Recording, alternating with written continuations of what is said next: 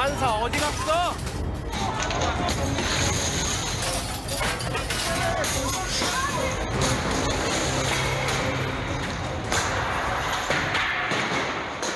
여러분 안녕하십니까? 오늘 새벽 대한민국은 안녕하지 못했습니다. 내란 우두머리 피의자에 대한 법의 정의가 구현된 곳에서 무도한 폭도들에 의해 헌정 질서가 무참히 유린되는 이 일이 벌어졌습니다. 민주국가에서 상상할 수 없는 초유의 폭동이었고 도심 테러였습니다. 누가 이들을 선동했고 지금도 부추기고 있는지 오늘 뉴스데스크는 분명히 짚고 그 책임을 묻겠습니다. 먼저 오늘 새벽 있었던 윤석열 대통령에 대한 구속영장 발부와 이어진 폭동 소식을 박소희 기자가 보도합니다. 비상계엄을 선포합니다. 12.3 내란 사태가 발생한 지 47일, 피의자 윤석열 대통령은 결국 구속됐습니다. 국민들은 헌정사상 최초의 현직 대통령 구속을 목격했습니다. 혐의는 내란 우두머리와 직권남용 권리행사 방해. 차은경 서울 서부지법 부장판사는 현직 대통령의 증거인멸 가능성을 구속영장 발부 사유로 명시했습니다. 윤 대통령은 구속을 눈앞에 두고도 정당한 통치 행위인 계엄은 수사기관이나 법원의 사법적 평가 대상이 될 수 없다며 독재자가 할 법한 소리만 늘어났습니다. 하지만 12월 3일 온 국민이 법치의 유린을 똑똑히 지켜본 그대로 법원은 내란 사태 정점에 있는 윤 대통령의 구속 필요성을 인정했습니다. 불법 체포, 영장 기각. 법원 결정은 적법하고 정당했지만 윤 대통령 지지자들은 폭도를 자처했습니다. 막아서는 경찰을 폭행하며 저지선을 뚫었고 법원 출입문과 유리창을 산산조각냈습니다. 내부 집기를 부숴가며 계단을 오르더니 급기야 영장을 발부한 판사를 찾아다녔습니다. 폭력과 공포의 시간이 3시간 넘게 지속되는 동안 공권력의 진압 속도는 더디기만 했습니다. 경찰은 17개 부대를 투입해 사태를 진압했지만 법원은 이미 벌집이 된 뒤였습니다. 지금까지 연행된 폭동 가담자는 총 87명. 더 늘어날 가능성이 큽니다. 그럼에도 윤 대통령 지지자들은 오늘 오후 다시 서부지법에 집결해 경찰과 몸싸움을 벌였고 일부는 헌법재판소로 행진했습니다. 구속된 대통령은 옥중 편지를 보냈습니다. 평화적인 방법으로 의사표현을 해달라면서도 국민들의 억울하고 분노하는 심정은 충분히 이해한다고 폭도들 마음을 다독였습니다. 비상계엄 이후 법적 정치적 책임을 다하겠다던 윤 대통령. 47일 동안 단 한 번도 약속을 지키지 않고는 혼란이 극에 달한 오늘마저 무책임했습니다. MBC 뉴스 박소희입니다. 지금부터는 법치주의의 최후의 보루인 법원에서 벌어진 폭동 현장을 자세히 전해드리겠습니다. 오늘 새벽 윤 대통령에 대한 구속영장이 발부된 뒤 극렬 지지자들은 경찰의 저지를 뚫고 법원에 난입했는데요. 법원의 집기를 마구 부수고 서버실에 들어가 기록을 지우려는 듯 물을 붓는 모습까지 목격됐습니다. 법을 내팽개친 폭도들이 공권력을 짓밟으면서 법원은 3시간 가까이 무법천지가 됐습니다. 변윤재 기자가 취재했습니다. 윤석열 대통령에 대한 구속영장이 발부된 새벽 3시쯤 법원 주변을 에워싼 시위대가 갑자기 건물 뒤로 몰려듭니다. 후문으로 와요. 후문으로. 후문 뚫렸어. 야, 후문 뚫렸어. 구속영장을 발부한 차은경 판사를 잡겠다며 순식간에 폭도로 돌변한 시위대는 급기야 소화기를 던지고 쇠막대기를 내리쳐 유리창을 깨고 법원으로 난입했습니다. 판사 어디 갔어? 막으려는 경찰을 밀치고 때리며 방패까지 가로챘습니다. 소화기를 난사하고 잠긴 셔터를 깨부수며 순식간에 100여 명이 법원 안으로 뛰어들었습니다. 경찰 저지선이 무너지는데 30분이 채 걸리지 않았습니다. 법원 안은 아수라장이 됐습니다. 건물 집기를 닥치는 대로 집어던지고 TV는 물론 은행 현금 자동 이출금기까지 각종 시설을 마구잡이로 파괴했습니다. 1층 민원실부터 법정이 있는 3층, 판사 집무실에 있는 6층과 7층까지 거침없이 오르내렸습니다.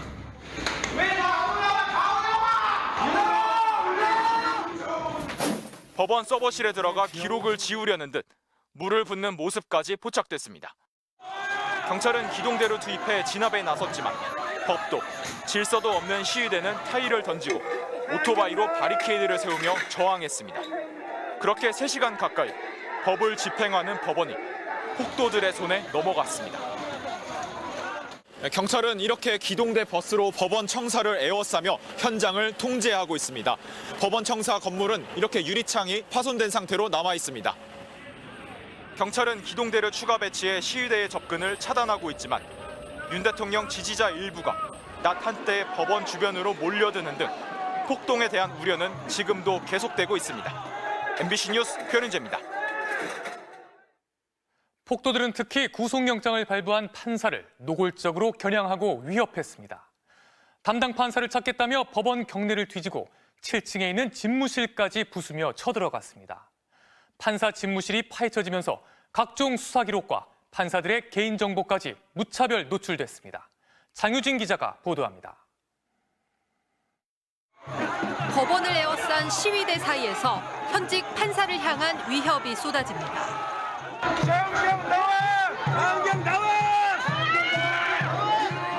당직 법관으로 윤 대통령에 대한 구속영장을 발부한 서울 서부지법 차은경 부장판사입니다.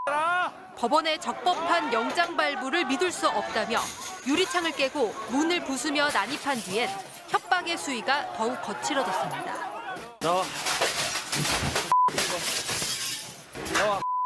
어딨어? 법원 1층 민원실로 들어가 집기를 파손한 폭도들은 이후 계단을 오르내리며 경찰을 비웃듯 건물 수색에 나섰습니다. 일반인의 출입이 엄격하게 통제되어야 할 법원의 모든 공간이 폭도들의 표적이 됐습니다. 어디 갔어? 어디 왔냐고?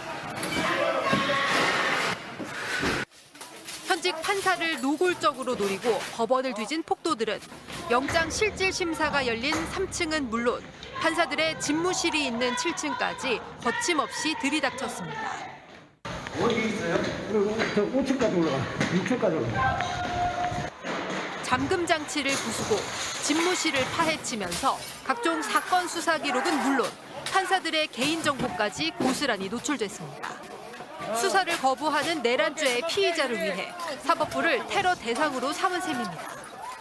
차은경 판사는 다만 폭도들이 난입할 당시 법원 내부에 없었던 것으로 전해졌습니다.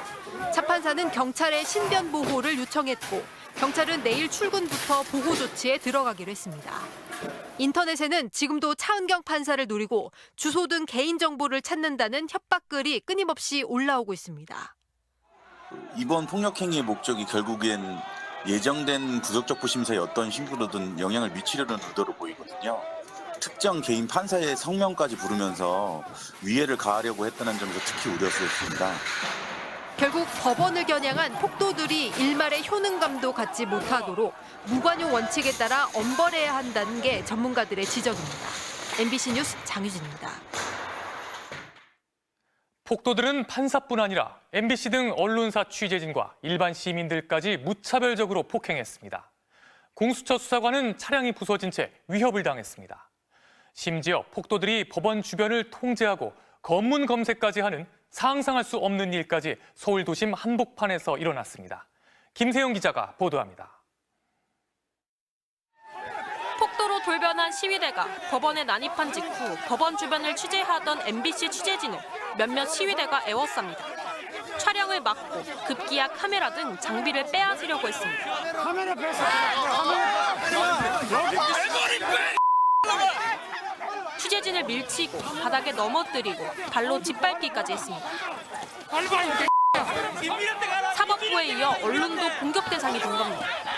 경찰이 말려도 소용이 없었습니다. 말로 옮기기 힘든 협박이 쏟아졌습니다.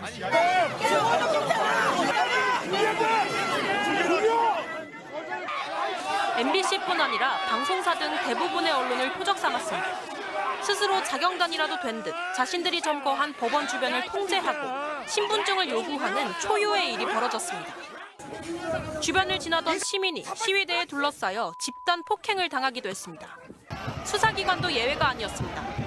구속영장 실질 심사를 마치고 돌아가는 공수처 수사관들이 탄 차량은 도로 한복판에서 시위대에 가로막혔습니다. 차량을 좌우로 흔들고 쇠막대로 유리창을 깨고 타이어까지 찢겨 오갈 수 없었습니다. 출동한 경찰도 시위대에 막혀 폭행당했고 결국 공수처 수사관들은 차를 두고 개별적으로 현장을 빠져나간 것으로 전해졌습니다. 공수처는 정당한 법 집행에 대한 방해 행위에 심히 유감을 표한다며 수사팀의 신변 보호를 요청하는 방안까지 검토하고 있습니다. 윤 대통령 극렬 지지자들이 공수처와 법원에 이어 헌법재판소를 노골적으로 겨냥하면서 헌법재판소는 출입통제 등 비상근무에 들어갔고 경찰은 담을 넘어 헌재에 진입하려 한 시위대 일부를 긴급 체포했습니다. MBC 뉴스 김세영입니다. 폭도로 돌변한 시위대 앞에서 공권력은 짓밟혔고 경찰은 무기력했습니다. 사실상 예고돼 있던 폭동에 경찰이 안이했던 것 아니냐는 지적도 나오고 있습니다. 시위대 87명을 체포한 경찰은 주동자는 물론 불법 행위자 전원을 구속 수사하겠다고 강조하고 법원 등에 대한 경계를 강화했습니다. 송서영 기자가 보도합니다. 법원 출입구를 막아선 경찰을 시위대가 밀어붙이자 대열이 순식간에 무너집니다. 폭도가 된 시위대는 빼앗은 방패로 경찰관을 내리치고 막아선 경찰의 얼굴을 마구잡이로 가격했습니다. 곳곳에서 머리에 피를 흘리고 바닥에 쓰러진 경찰관들이 속출했습니다. 경찰관 9명이 다쳤고 특히 이 가운데 4명은 전치 3주 이상의 중상을 입었습니다. 구속영장이 발부되기 전 3,000명 안팎의 기동대를 배치했던 경찰은 정작 구속영장이 발부된 뒤엔 규모를 1,000명 수준으로 줄였습니다. 시위대 규모가 3만 명에서 1,000명까지 줄어든 데 따른 결정이었지만 격앙된 시위대를 막지도 못했고 폭력 사태에 속수무책으로 당했습니다. 윤 대통령을 지지하는 극렬 시위대가 이미 법무부 호송 행렬을 막아서고 공수처 수사관 차량을 에워싸 부수는 등 사실상 폭동을 예고한 상황이었습니다. 경찰은 뒤늦게 긴급 지휘부 회의를 열고 법치주의에 대한 중대한 도전이라며 엄정 대응하겠다고 밝혔습니다. 폭력과 불법에 대해서 이런 사태 일으킨 사람에 대해서는 구속 수사 등 엄정하게 대처할 계획입니다. 1박 2일간의 시위에서 현행범으로 체포된 87명은 서울 시내 경찰서에 분산돼 조사를 받고 있습니다. 수사 전담팀을 꾸린 경찰은 불법 행위를 교사하거나 방조한 사람도 처벌하겠다며 향후 불법 폭력 집회에 대해선 단체를 불문하고 엄정 대응하라고 지시했습니다. 아울러 유사 상황이 다시는 발생해서는 안 된다는 엄중함을 인식하고 대처하겠다며 법원과 헌법재판소 등 관련 기관에 대한 경계를 강화하고 있습니다. MBC 뉴스 송서영입니다. 대법원도 폭도들에 대한 단호한 처벌을 강조했습니다. 법원 행정을 총괄하는 천대엽 법원행정처장은 폐허가 된 서울 서부지법을 찾아 이번 폭동은 법치주의에 대한 부정이라고 규정했습니다. 검찰과 경찰도 엄중 대응하기로 했습니다. 윤상문 기자가 보도합니다. 폭동의 현장을 급히 찾은 천대엽 대법원 법원행정처장. TV를 통해서 봤던 것보다도 10배, 20배의 참혹한 현장 상황을 확인할 수 있었습니다. 현직 대법관이기도 한 천 처장은 이번 폭동 사태를 법치주의 부정이자 매우 심각한 중대 범죄라 규정했습니다. 모든 것은 우리 헌법이 정한 사법 절차 내에서 해소되어야만 우리나라를 지킬 수 있다는 그 점에 대해서 깊은 이해를 해주시기를 간곡히 부탁드립니다. 대검찰청 역시 법치주의와 사법체계를 전면 부정하는 매우 중대한 범죄라며 서울 서부지검에 전담 수사팀을 설치하고 가담자를 일벌 100개 하기로 했습니다. 서울 서부지법 집단 난입 폭력 사태로 검거된 86명은 강도 높은 형사처벌을 피하기 어려울 전망입니다. 우선 형법상 건조물 침입과 공용물건 손상죄, 집시법 위반 등은 공통 적용될 수 있습니다. 폭동에 가담해 경찰관을 집단 폭행한 경우 특수공무집행 방해죄가 적용되고 경찰관을 다치게 했다면 특수공무집행 방해 치상죄가 적용돼 최소 징역 3년형의 처벌을 받게 됩니다.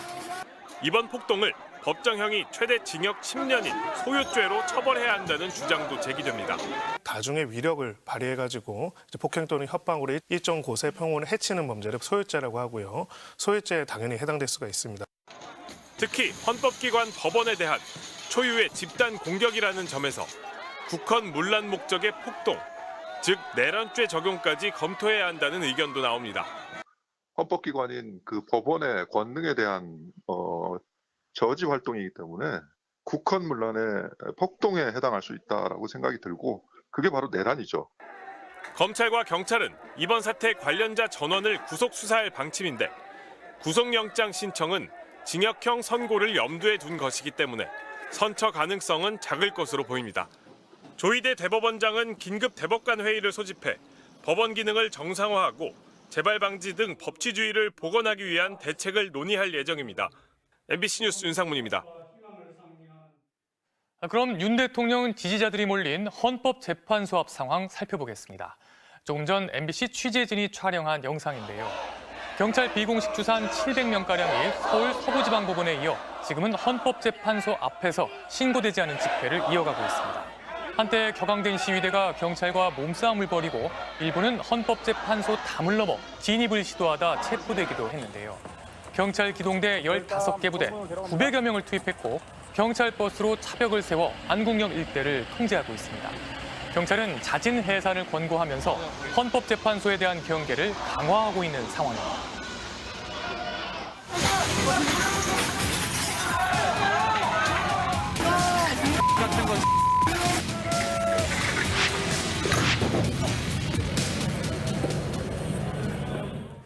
자, 이렇게 순식간에 폭도로 돌변한 시위대, 그 중심에는 극우 유튜버들이 있었습니다. 이들은 폭력 사태를 선동하고 지지자들의 결집을 부추겼는데요. 구속영장을 발부한 서부지법은 물론이고 헌법재판소와 언론사를 테러하겠다는 협박까지 서슴지 않았습니다.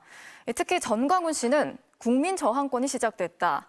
윤 대통령을 구치소에서 데리고 나올 수 있다면서 폭동을 정당화하는 망언을 반복했습니다. 윤수한 기자가 전하겠습니다. 공권력을 짓밟고 사법부를 겁탈한 한밤중 시위대의 폭동은 극우 유튜브 방송으로 생중계됐습니다. 폭도들과 함께 법원을 해집고 욕설을 쏟아내며 폭력을 정당화했습니다. 경찰들 오늘 내전이다! 오늘 내전이야. 일어나셔야 돼요. 발부됐어요. 조지러 가야지. 내란죄의 피의자를 지키는 그릇된 신념 하나로 경찰도 법원도 공격 대상으로 삼았습니다. 태극기를 든 자신들을 애국 시민으로 포장하고 수차례 근거 없다고 결론난 부정선거를 외치며 폭동을 부추겼습니다.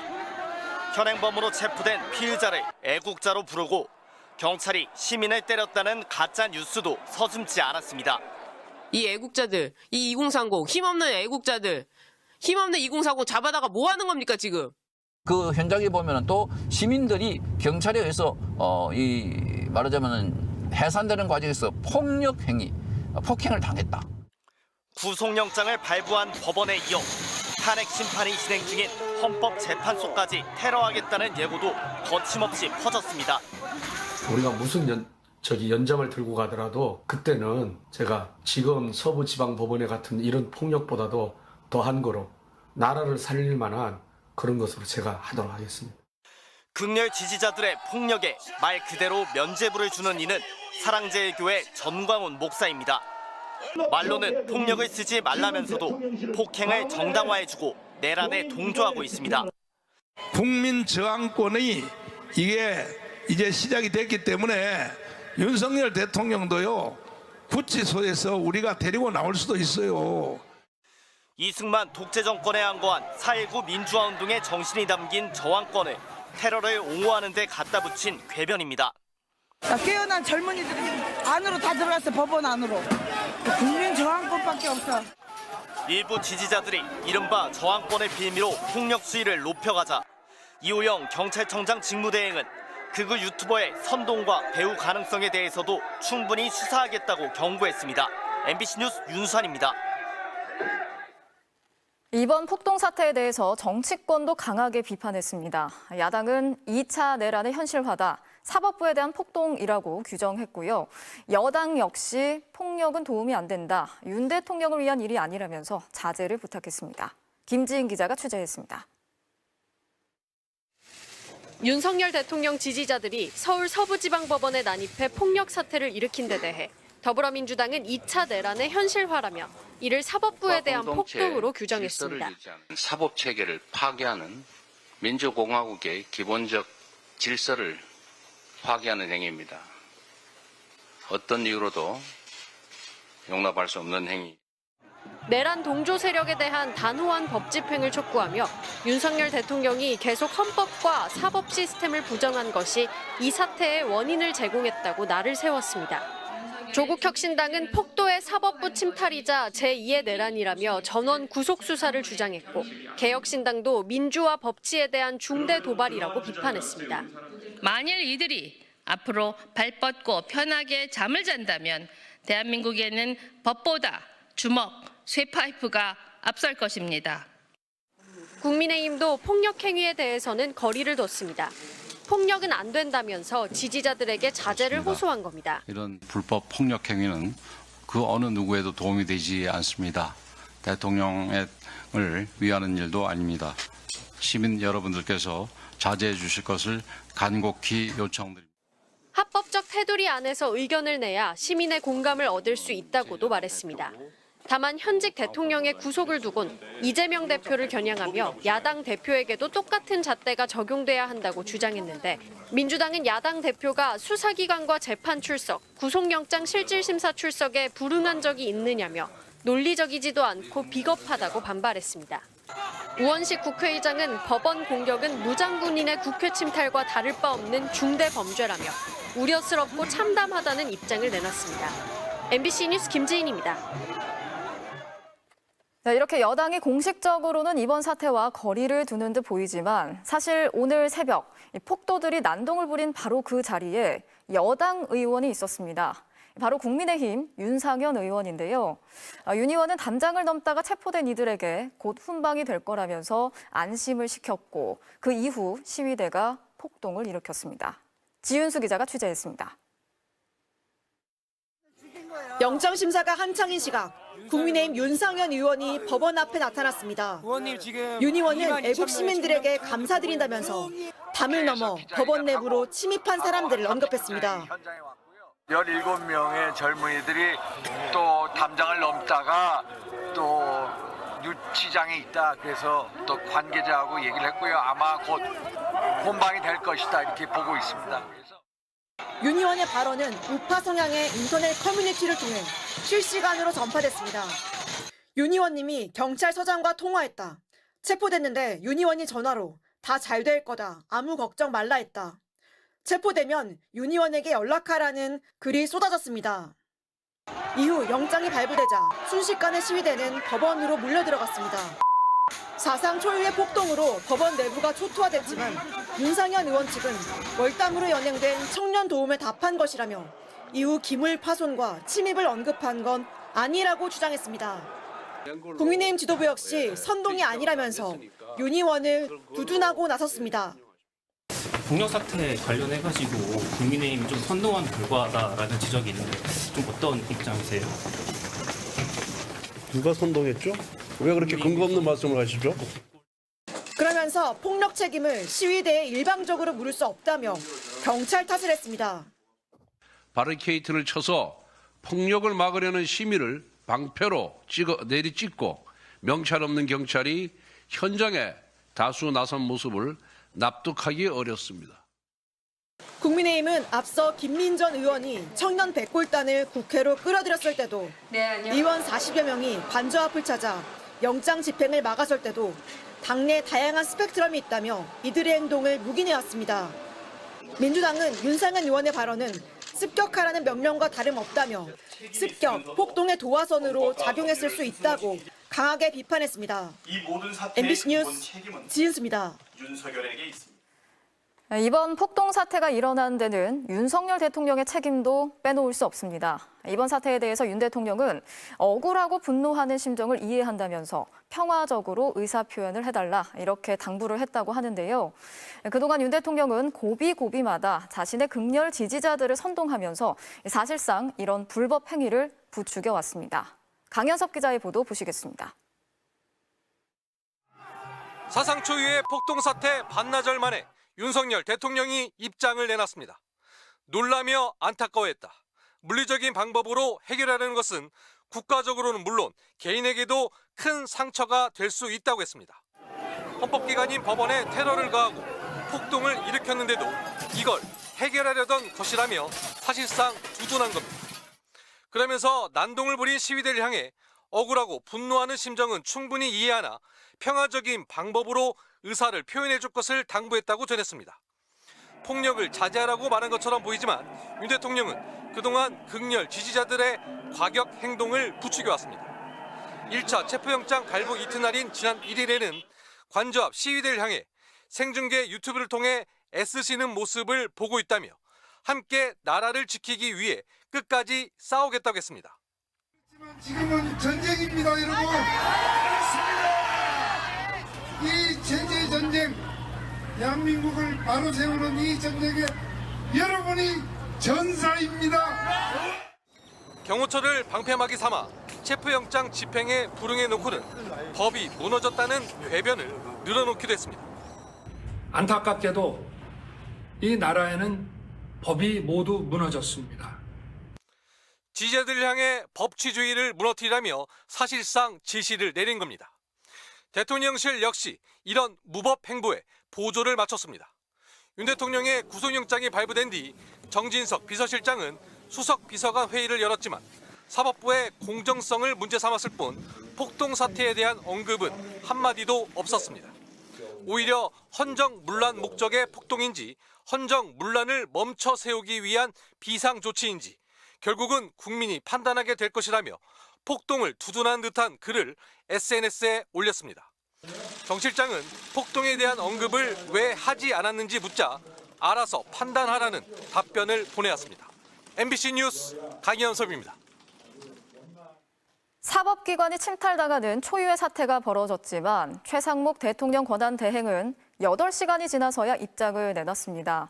엄정하게 수사하고 책임을 물으라는 특별 지시를 내렸는데 이렇게 뒤늦게 입장을 발표한 최 권한대행 역시 이번 사태의 책임을 피할 수 없다는 비판이 나오고 있습니다.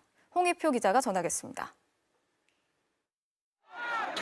오늘 새벽 3시쯤 윤석열 대통령 구속 소식이 알려지자 폭도들이 법원을 습격하기 시작했습니다. 1,000명 넘는 경찰력이 투입된 끝에 3시간 만인 새벽 6시쯤 사태가 진압됐는데 대통령 권한대행인 최상목 경제부총리의 공식 입장은 오전 10시 55분쯤 나왔습니다. 헌정사상 초유의 폭력 사태가 시작된 지 8시간 가까이 흐른 시점이었습니다. 최 부총리는 민주주의 사회에서 도저히 상상조차 어려운 불법 폭력 사태가 발생했다며 정부는 강한 유감을 표명한다고 밝혔습니다. 경찰을 향해선 민주주의와 법치주의를 정면 훼손한 이번 사태를 엄정히 수사하고 상응하는 법적 책임을 물으라고 지시했습니다.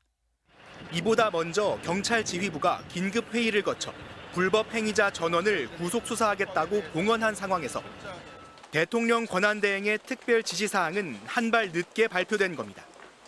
특히 극렬 지지자들이 법원 담장을 넘어 침입하는 등 폭력 사태의 전조가 엿보였던 어제 오후에도 최 부총리는 별다른 입장을 밝히지 않았습니다. 앞서 최 부총리는 윤 대통령 체포영장 집행과 관련해선 불상사가 없어야 한다고 여러 차례 강조했습니다. 체포영장 집행과 관련돼서 어떠한 상황에서도 시민이 다치시거나 그다음에 물리적 충돌로 인한 불상사가 있어서는 안 됩니다. 체포영장 집행이 시도되던 당일 새벽에는 경찰과 경호처를 향해 불행한 사태가 발생하면 책임을 묻겠다고 경고해 뒷북 대처라는 비판을 받기도 했습니다. 야당은 최 부총리를 향해 중립을 가장한 내란 동조를 국민이 더 이상 용납하지 않을 것이라고 경고했습니다. 그러면서 최 부총리가 헌법과 법률을 스스로 지키지 않아 불행한 사태를 키우고 있다며 내란 특검법을 즉각 제거하라고 강조했습니다. MBC 뉴스 홍희표입니다. 윤 대통령에 대한 구속영장이 발부됐다는 건 법원이 사실상 윤 대통령의 내란 우두머리 혐의를 인정했다는 얘기입니다. 구속이 필요한 핵심 이유로는 증거인멸 우려가 꼽혔습니다. 조국현 기자가 보도합니다. 12.3 비상계엄 사태 47일 만에 내란 우두머리 피의자 윤석열 대통령은 구속됐습니다. 법원은 영장 심사가 시작된 지 13시간이 흐른 오늘 오전 2시 50분쯤 구속영장 발부 사실을 공개했습니다. 피의자가 증거를 인멸할 염려가 있다는 걸 핵심 발부 사유로 밝혔습니다.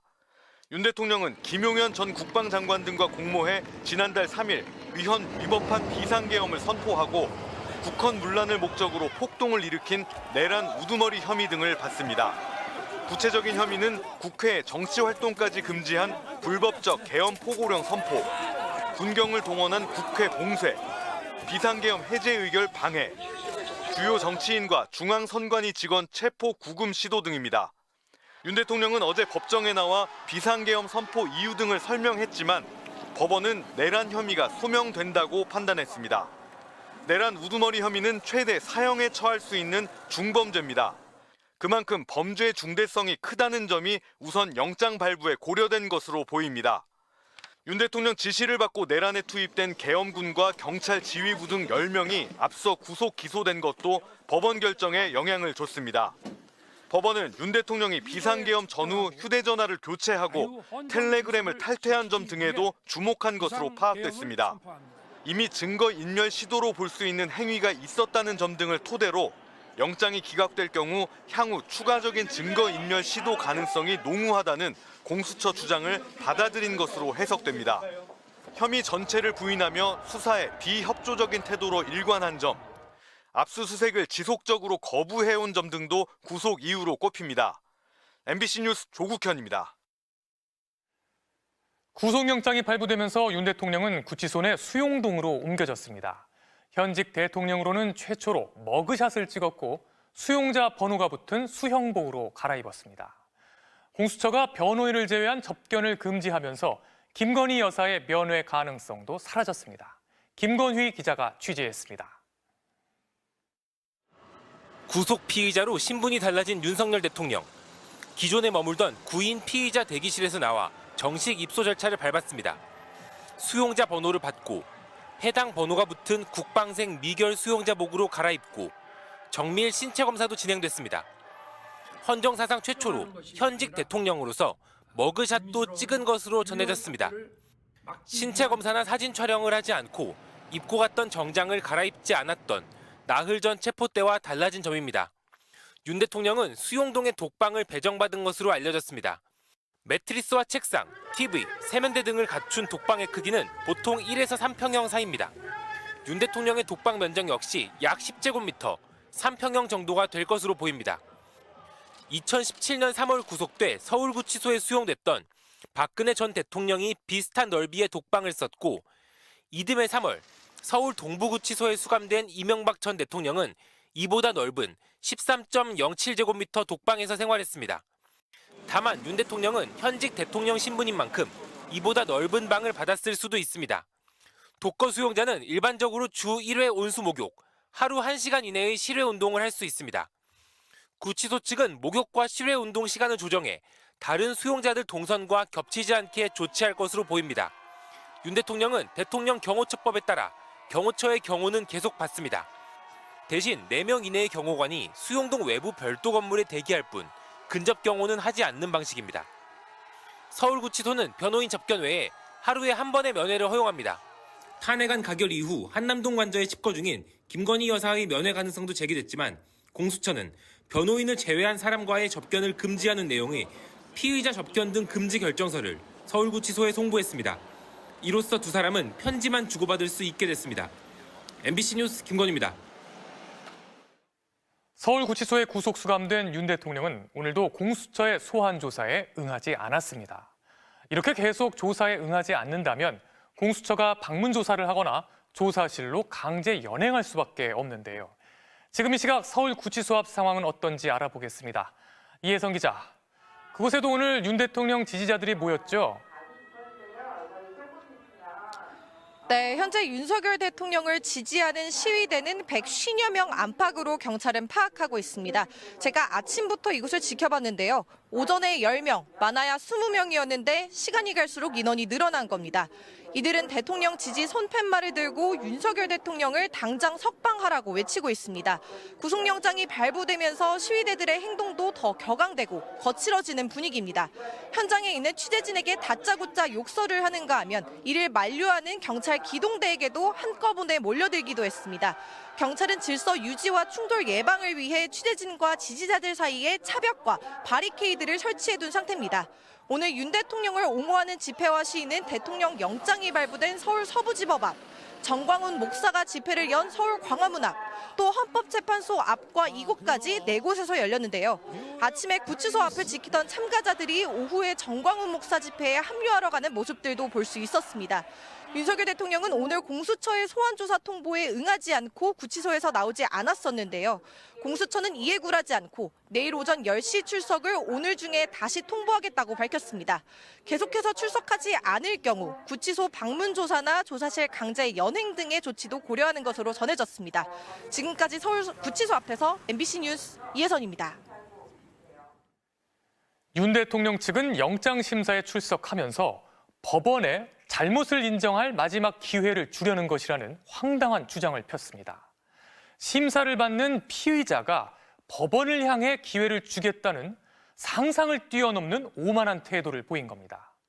최고의 법 전문가를 자처해온 윤 대통령 측의 연이은 자충수는 결국 현직 대통령 최초의 구속, 즉 자멸의 결과로 이어졌습니다. 조희연 기자가 보도합니다. 윤석열 대통령 구속영장 실질심사가 시작되기 1시간 전, 윤 대통령의 40년 지기 석동현 변호사는 광화문 극우단체 집회를 찾아 사법부 비난을 이어갔습니다. 법원이 공수처의 수사권이 없는 점이라든지 또 이 재판관들이 잘못되었다든지 잘못을 인정하거나 오류를 신장할 생각을 안 했습니다마는 예상을 깨고 영장 심사의 모습을 드러낸 윤 대통령의 출석 이유도 황당했습니다. 법원이 잘못을 인정하고 잘못을 시정할 마지막 기회라는 점을 저희들은 강조할 것입니다. 불법 체포영장을 발부하는 등 잘못을 이어간 서부지법에 만회할 기회를 주겠다는 겁니다.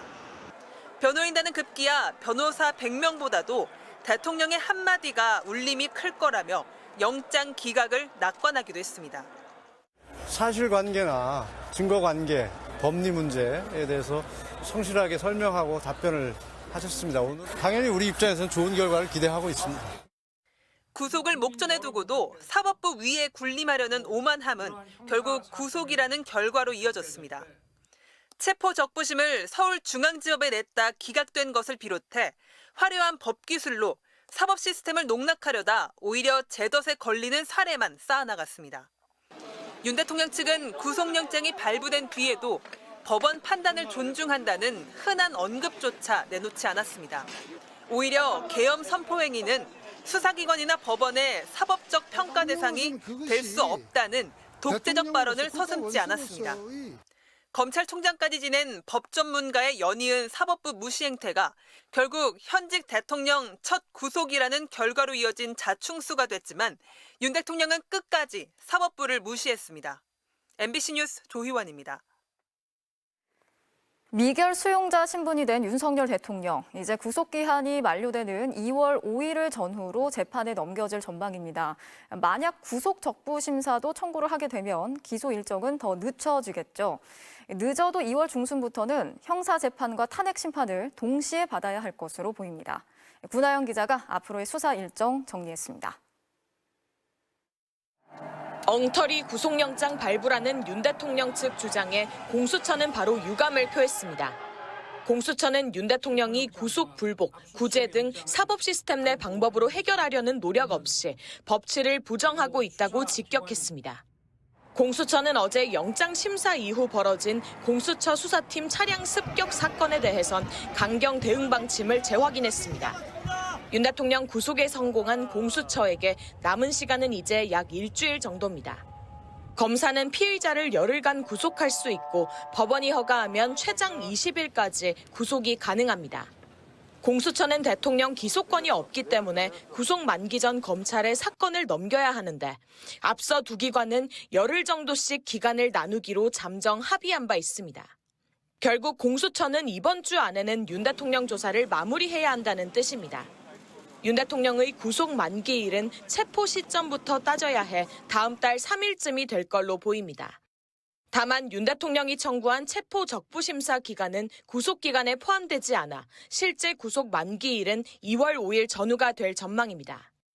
윤 대통령 측이 구속 적부심도 청구한다면 하루 이틀 일정이 더 늦춰질 수 있습니다. 결국 윤 대통령은 늦어도 2월 초중순부터는 형사재판과 탄핵심판, 두 개의 재판을 동시에 받아야 하는 처지가 됩니다.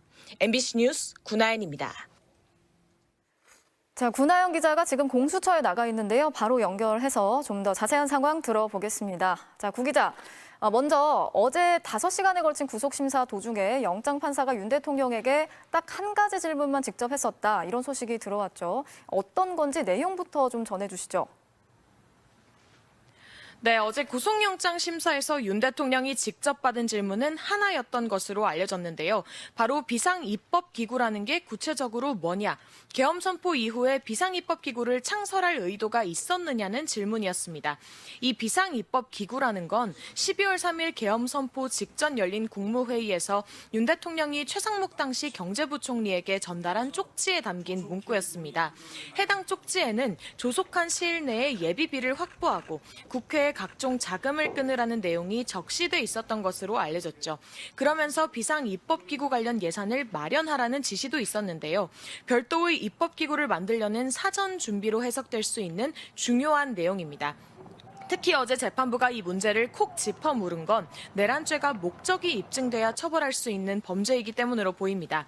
그런데 이 핵심 질문에 대한 윤 대통령 답변은 예상 외였습니다. 윤 대통령은 침묵 끝에 김용현 장관이 쓴 것인지 내가 쓴 것인지 기억이 가물가물하다고 했다고 전해졌는데요. 국헌 문란의 목적을 부인하려는 과정에서 또 김용현 전 장관 핑계를 댄 셈입니다. 앞서 윤 대통령 측은 헌재에 낸 답변서에 김 전 장관이 군사정권 시절 계엄 포고문을 잘못 뺏겨 국회 활동 금지 문구가 들어갔다고 주장했다가 김 전 장관 측 반박을 마주했죠. 윤 대통령이 궁지에 몰리자 부하에게 책임을 돌리는 모습을 연이어 보이고 있는 겁니다. 네, 윤 대통령이 오늘 또 구속된 첫날부터 공수처 조사에 응하지 않았습니다. 충분히 예상이 됐던 상황이긴 하지만 윤 대통령 측은 뭐라고 하던가요? 네, 그렇습니다. 공수처는 구속 첫날인 오늘 윤 대통령에게 오후 2시까지 출석하라고 통보했지만 역시 나오지 않았습니다. 공수처에 더 말할 게 없다는 게 이유였는데요. 남은 시간이 넉넉하지 않은 공수처는 구치소 출정 조사보다는 강제 구인을 검토하는 것으로 알려졌습니다. 이렇게 구속된 뒤에도 불응으로 일관하는 건 이유가 있어 보입니다. 우선 수사기관에 내놓은 진술은 불리할 수 있는 만큼 시간을 보낸 뒤 재판에서 유리한 말만 하겠다는 전략일 수 있습니다. 방어권을 보장받아야 하는 건 맞지만 헌법 수호 의무를 지닌 현직 대통령으로서 수사에 임하는 태도가 떳떳하지 못하다는 비판이 이어지고 있습니다. 지금까지 공수처에서 전해드렸습니다. 네, 이번에는 뉴욕에 있는 임경아 특파원을 연결해서 미국의 반응도 알아보겠습니다. 자, 임 특파원, 윤 대통령의 구속 이후에 미국 정부의 입장도 나왔는데 어떤 메시지가 담겼나요? 네, 미국 국무부는 윤 대통령에 대한 구속영장이 발부된 이후 대변인 명의 서명을 통해 법치주의에 대한 한미 공동의 약속을 재확인한다고 밝혔습니다. 또 한국과 한국 국민의 민주주의 회복력을 확신한다. 한국 국민을 위한 미국의 지원은 확고하다고도 언급했습니다. 대체로 지난 15일 윤 대통령 체포 때 나왔던 백악관 입장과 비슷한 메시지인데요. 이미 미국 정부는 이 모든 사태의 시작점인 윤 대통령의 비상계엄 선포를 심각한 오판이다, 충격적이라고 강하게 비판한 이후 탄핵, 체포, 구속까지 이 주요 기점마다 헌법적 절차를 강조하며 확고한 지원 의지를 밝혀오고 있습니다. 다만 동맹 관계를 중요하게 여겨온 바이든 행정부는 이제 내일이면 물러납니다. 트럼프 당선인 또 트럼프 측 인사들은 윤 대통령 계엄령 사태 이후 지금까지 별다른 반응 내놓지 않고 있습니다. 자, 윤 대통령이 구속된 이후에 벌어진 폭동 사태에 대해서도 보도가 나오고 있다고요. 어떻게 보도를 하고 있습니까? 네, 영미권 주요 통신사들 이번 사태를 즉시 보도했고요. 파이낸셜 타임즈는 서울 법원 습격이라고 제목을 달아 전했습니다. 윤 대통령 강성 지지자들 다수가 이 성조기를 들고 도둑질을 멈추라라는 뜻의 영어 문구를 들고 있는 장면에 주목했는데요. 외신들은 4년 전 1월 6일 트럼프 강성 지지자들이 대선 결과에 불복해 미 의사당을 습격하기 전 부정선거를 주장하며 쓴 이 언어를 윤석열 지지자들이 채택해서 쓰고 있다 이렇게 설명을 했습니다. 앞서 워싱턴 포스트는 이런 현상을 두고 윤 대통령 정치적 수사가 갈수록 트럼프와 비슷해지고 있다는 점을 반영한다 이렇게 분석하기도 했는데요. 구체적으로는 근거 없이 부정선거를 주장하고 정치적 반대를 내부적으로 규정한다고 지적했습니다. 지금까지 뉴욕에서 전해드렸습니다. 미국 내 사용자가 인구 절반가량인 1억 7천만 명에 달하는 중국계 동영상 플랫폼이죠. 이 틱톡에 대한 미국 내 사용이 현지 시간으로 19일부터 중단이 됐습니다. 미국 의회는 틱톡이 미국인의 개인정보 등을 수집하거나 여론에 영향력을 행사할 수 있다면서 국가 안보 우려 등을 이유로 지난해 4월 틱톡 금지법을 통과시켰는데요. 하지만 앞서 트럼프 대통령 당선인은 틱톡 서비스 금지를 90일 동안 유예하겠다고 밝힌 바 있습니다.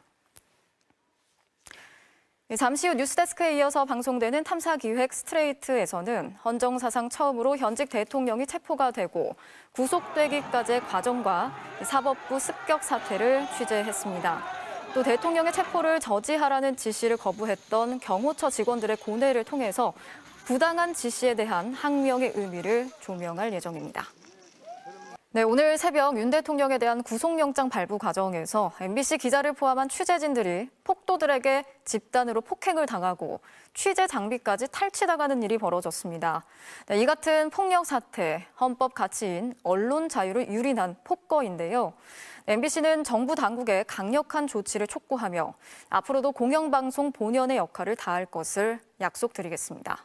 정당한 법 집행에 대한 완강한 거부와 궤변으로 극렬 지지자들을 선동해 폭도로 만든 자 누굽니까? 지금도 헌법을 유린한 폭동을 옹호하고 있는 자들은 정녕 이 나라의 국회의원과 정치인이 맞습니까? 민주국가에서 헌법 질서를 부정한다면 공직자로서는 물론 한 명의 시민으로서도 자격이 없습니다. 뉴스를 마칩니다. 고맙습니다.